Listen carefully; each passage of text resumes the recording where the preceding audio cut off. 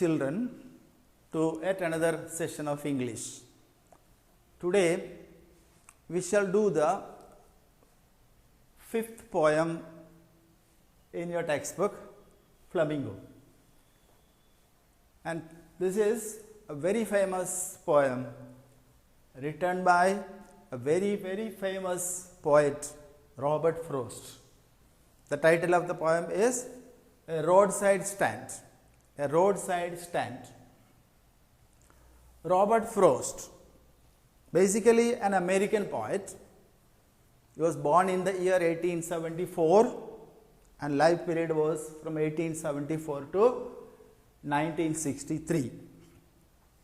And this poem was published in the year 1936. 1936. And we have already learned, we have already known the name of this poet, Robert Frost, and must have learned these very famous poems. One is The Road Not Taken in the lower classes, Mending Ball, you may or may not have learned, Fire and Ice, again a short poem. These are some of the poems that we have already, that have already been included in our school curriculum. Let me tell you something about the poet. He was born in America, in California, and when he was very young, his whole family moved to England. Then there he tried many occupations, very silly occupations, and something in middle, and later all these things were not successful, and he started writing poems. And in the beginning itself, when he was writing poems, when he was involved in the field of writing, even his parents were not very supportive. And similarly, the people of England, they did not give much of support. And later, he went back to America, and it was there that he was able to publish some of his very famous books.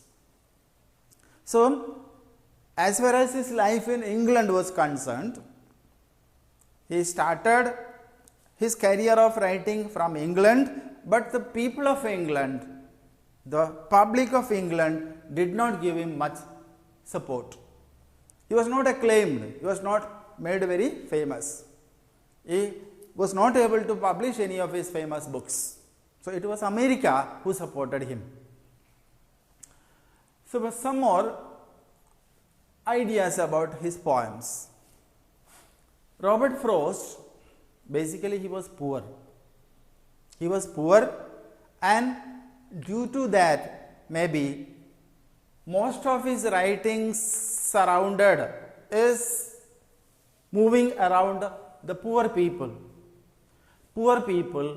and also the countryside people, the countryside nature.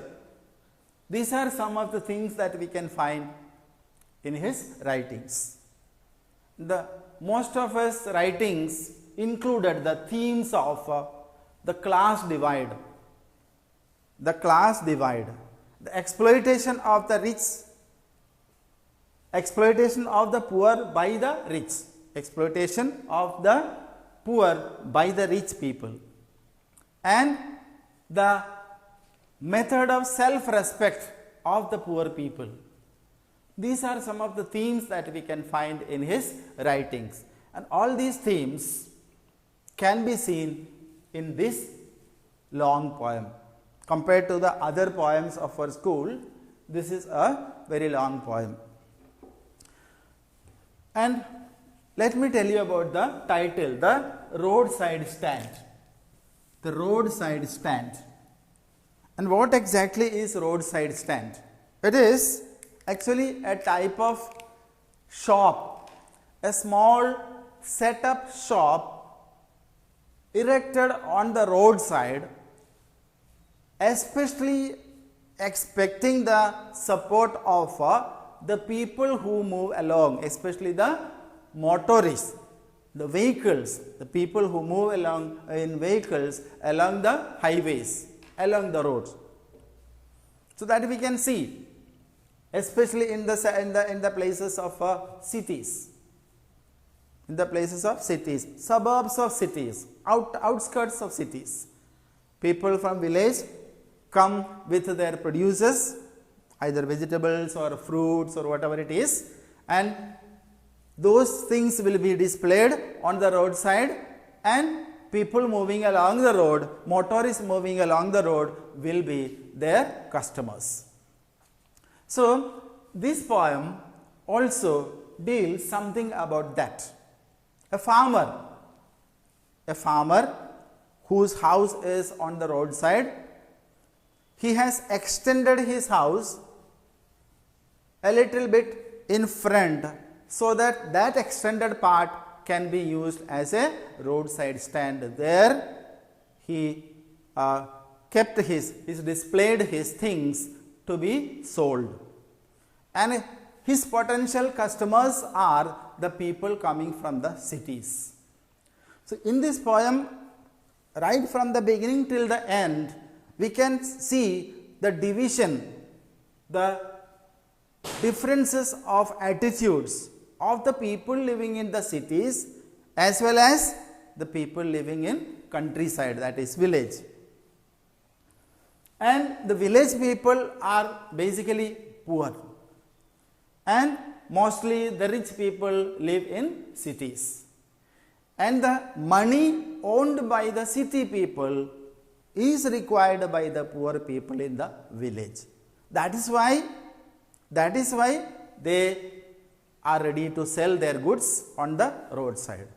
So, the roadside stand is a shop, a small made up shop which is erected on the side of the road, thinking that people coming from the village or people moving into the village will be stopping their vehicles by the side of the stand, and they will be buying something, and that is the expectation of the farmers, or that is the expectation of the shopkeeper who is keeping the shop.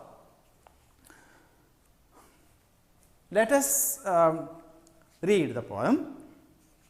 First line is, the little old house was out with a little new shed. Little old house, the house of the farmer is a little old, and that is a little house, and that has an extension in front, that is something new, and that is a new shed. A new shed is extended from the old house of the farmer. In front, at the edge of the road where the traffic sped. In front of the house, the farmer has extended his old house, and that extended portion of the house is used as a shed, used as a roadside stand. A roadside stand that too pathetically pled. Roadside stand that too pathetically means very miserably, in a very sorrowful, in a begging manner, in a miserable manner. The roadside stand is plead, plead, past tense, plead means request earnestly. So, the roadside stand is requesting pathetically, miserably, very humbly to the people who are speeding along. Sped is the past tense of speed. Requesting the motorists, requesting the people who are speeding along the road. It would not be fair to say for a dole of bread. So, the roadside stand is requesting the people. It is begging the people, and not for a dole of bread. What is begging the people for a dole of bread? Dole of bread means something very little to eat, something very little to eat, a little means of a livelihood. So, we cannot say that these people are requesting the city dwellers, these people are requesting the motorists for a little living. In other sense, it means they don't want to beg. They don't want to beg. So, I have already used the word beg, but as far as this poem is concerned, as far as the villagers are concerned, the word beg should not be used, because begging is below self-respect. It is below self-respect. These people, though they are expecting the money from the rich people of the city, they don't want to beg, they want to maintain their self-respect. But for some of the money, the cash whose flow supports the flower of cities from sinking and withering fame. What they are asking for? They are asking for some of the money, a little part of the money owned by the rich people in the city, and that part of the money owned by the rich people of the city, and that little amount of money which those people use to keep the withering of flowers, sinking of flowers, and maintain the flowers. You know that city people keep a lot of garden, keep a lot of home gardens, they keep flowers, okay, and to keep those flowers in their homes, they don't, in cities they don't have enough of land to cultivate these plants, so they keep small flower pots, and in the flower pots they maintain flowers, and they should be used with water, they should be given water, and they should be given proper manure, etc. And only this much amount of money is expected. Only this much amount of money. What much amount of money? The money which those city people spend for maintaining their flower pots, for maintaining their decoration of their homes, for maintaining the decorations of the circumstances of their homes, that much amount of money, or in other sense, the money that they spend not for their necessity, that money that they spend just for a little part of their luxury. And this much amount of money is required, is expected by the poor people in the villages.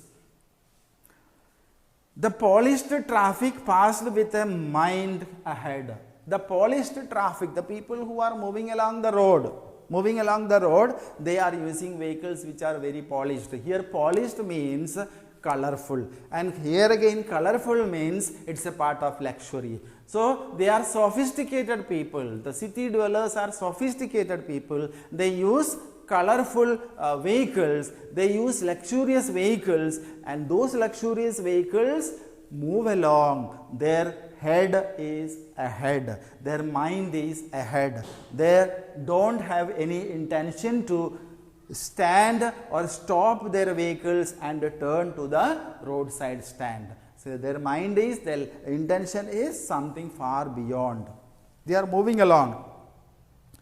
Or if ever, so that means the polished traffic, the traffic or the vehicles which moved along the road, they did not stop, they went away, keeping their destination somewhere else. Or if ever aside a moment, then out of sorts at having the landscape marred with the artless paint.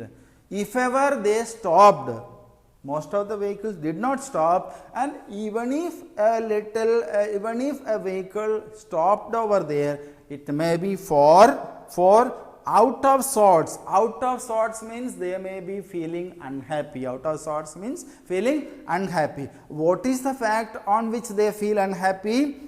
Having the landscape marred with the artless paint. See, the roadside stand is there, and by the roadside stand there will be boards, name of the shop, etc., etc., and the name of the shops which is written by the villagers. They will not be very pure, they will not be very colorful, they will not be very artistic or attractive. So, they simply stand there, the vehicle people simply stand there and make a complaint that these boards or these names are written in such a careless manner that they spoil the natural beauty far beyond. So, they have the complaint. That is the complaint of the motorists. That is the complaint of the people moving along the road. What? That these dirty boards, these careless and irregular boards which are kept on the roadside are simply destroying the natural beauty beyond. So that is why, just to make a complaint of that, they stop their vehicles by the road, not for purchasing anything from this poor villager. What is their complaint again? Of signs that with N turned wrong and S turned wrong. Sometimes signboards will be there, and letters N and S will be written there, and here they make a complaint that N is written in the wrong way, S is written in the wrong way. So this is what they make complaint. Actually these people are villagers, and villagers write whatever they write, we cannot expect them to be very perfect. And offered for sale wild berries in wooden quarts, or crooked-necked golden squash with silver wards. Again, if ever they stop their vehicles and turn their heads towards the articles which are kept there for sale, what complaint they make? Wild berries. Don't you have anything good to eat? See, these are wild berries. Who will eat this? And wild berries in wooden quarts, wooden containers. So villagers are cannot be expected to keep their things in golden or in artistic or colorful, attractive containers. So they use only wooden quarts or wooden containers, and that is what the people make, that the city dwellers make the complaint. And or crooked necked golden squash. Golden squash is a type of vegetable, something like gourd. Okay, crooked necked, the neck of the gourd is not proper, and with silver wards. Okay, silver wards, silver growth are there on, means not proper, unhealthy. So the things which are kept there on the at the roadside stand for sale are not perfect according to the city dwellers.